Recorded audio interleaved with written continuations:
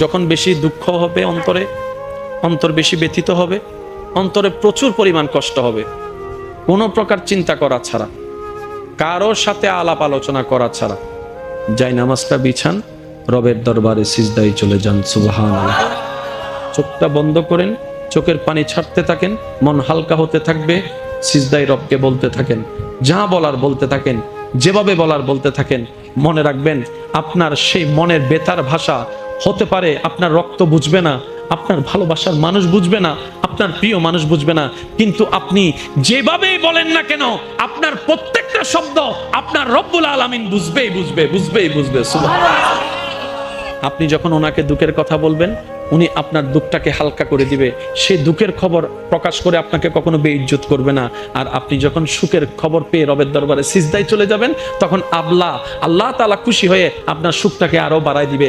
লা ইন শাকারতুম লা আযীদান্নাকুম আয়াতের উপর আমল হয়ে যাবে। আপনি শুকরিয়া করতে থাকবেন, সুখটাকে বাড়তে থাকবেন, সুখের কথা বলতে থাকবেন, রব্বুল আলামিন দেখে দেখে আপনার সুখও বাড়ায় দিবে, শান্তিও বাড়ায় দিবে। বলেন না সুবহানাল্লাহ।